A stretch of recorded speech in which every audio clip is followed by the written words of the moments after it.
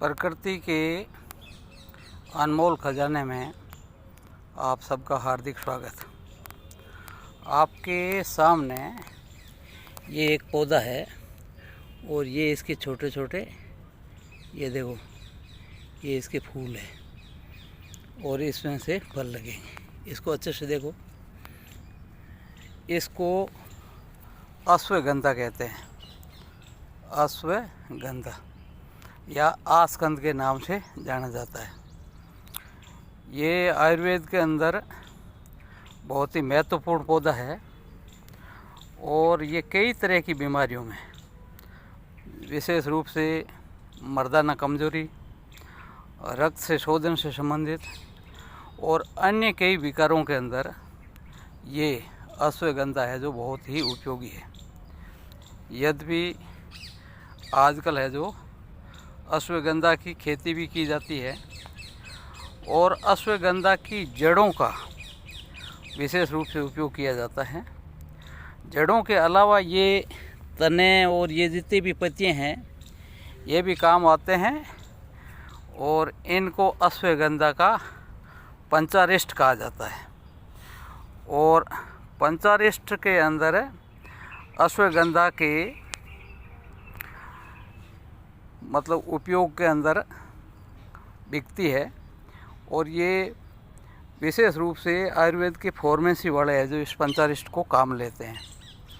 इस तरह से अश्वगंधा का हर मतलब बीज से लेके, पत्ती से लेके, तने से लेकर के जड़ों तक ये है जो अश्वगंधा के उपयोगी चीज़ है।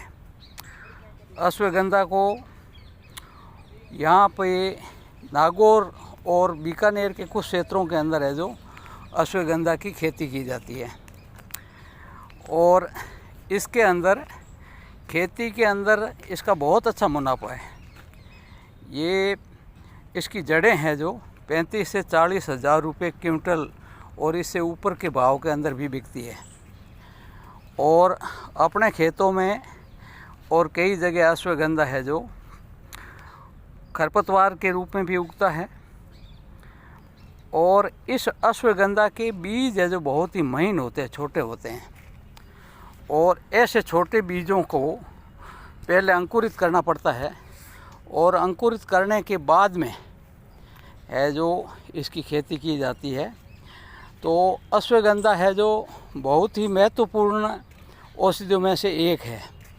पश्चिमी राजस्थान के अंदर ये बहुतायत रूप से बरसात के मौसम में उगता है और बाज़ार में कई जगह अश्वगंधा के आपको है जो लकड़ी मिल जाती है, अश्वगंधा की जड़ें मिल जाती है और बाबा रामदेव की फार्मेसी के अंदर अश्वगंधा का पाउडर मिल जाता है और उसका विभिन्न इलाजों के अंदर मतलब उपयोग में होता है।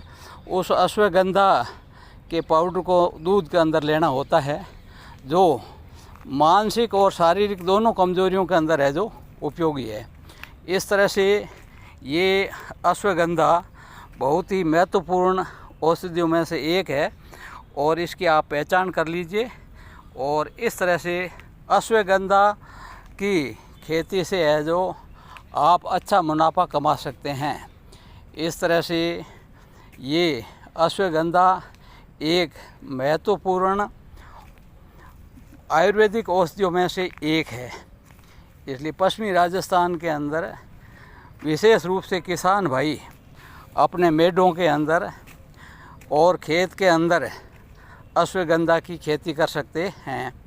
अश्वगंधा की खेती विशेष रूप से मालवा क्षेत्र के अंदर बहुतायत से की जाती है और मालवा क्षेत्र के किसानों से जब बातचीत की तो उन्होंने तो यहाँ तक कह दिया कि हमें परंपरागत खेती के अंदर है जो इतना लाभ नहीं होता था जितनी हमने औषधीय पौधों की खेती करने पे प्राप्त की है।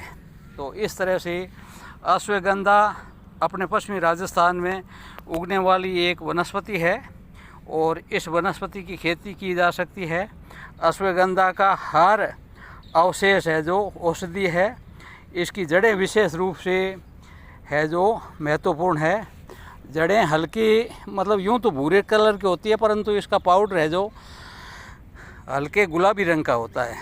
और जो मतलब बाज़ार में जो अश्वगंधा का पाउडर मिलता है वो तो इसके पंचारिष्ट का होता है, शुद्ध नहीं होता है। परंतु आप अपने घर के अंदर अश्वगंधा का उपयोग अगर करते हैं और विशेष रूप से ये मानसिक और शारीरिक ताकत के अंदर और रक्त से संबंधित व्याधियों के अंदर है जो महत्वपूर्ण औषधि है। अतः अश्वगंधा है जो एक महत्वपूर्ण औषधि है और इस औषधि का उपयोग है जो आप खेती के रूप में कर सकते हैं। खरपतवार अगर आपके खेत में लगे हुए हैं तो इसको उखाड़ करके जड़ों को अलग किया जा सकता है। बाकी पंचारिष्ट के अंदर पत्तियाँ, तने, टहनी, ये पंचारिष्ट अलग है जो बिकता है। इस तरह से किसान अपनी आय भी बढ़ा सकता है।